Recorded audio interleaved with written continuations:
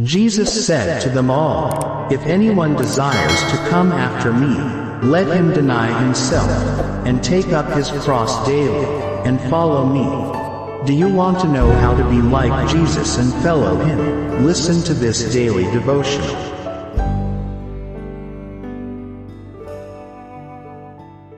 Rich Blessings from a Sabbath for the Land, August 24th.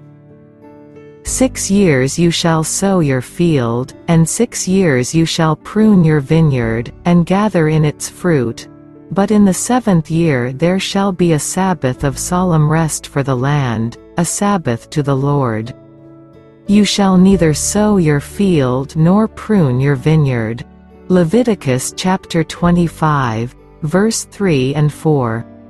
The Feast of Tabernacles, or Harvest Festival, with its offerings from orchard and field, its week's encampment in the leafy booths, its social reunions, the sacred memorial service, and the generous hospitality to God's workers, the Levites of the sanctuary, and to his children, the strangers and the poor, uplifted all minds in gratitude to him who had crowned the year with his goodness, and whose paths dropped fatness. By the devout in Israel, fully a month of every year was occupied in this way. It was a period free from care and labor, and almost wholly devoted, in the truest sense, to purposes of education. In apportioning the inheritance of his people, it was God's purpose to teach them, and through them the people of after generations, correct principles concerning the ownership of the land. The land of Canaan was divided among the whole people, the Levites only, as ministers of the sanctuary, being excepted. Though one might for a season dispose of his possession, he could not barter away the inheritance of his children. When able to do so, he was at liberty at any time to redeem it. Debts were remitted every 7th year, and in the 50th, or year of Jubilee, all landed property reverted to the original owner.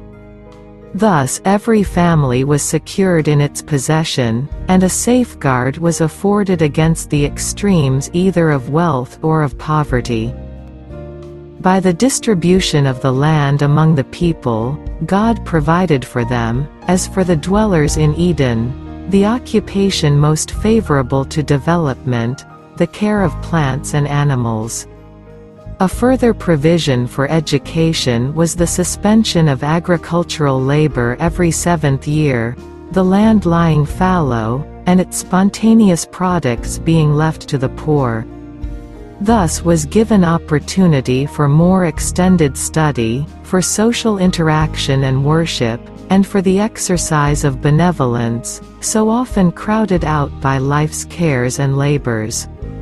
Were the principles of God's laws regarding the distribution of property carried out in the world today, how different would be the condition of the people.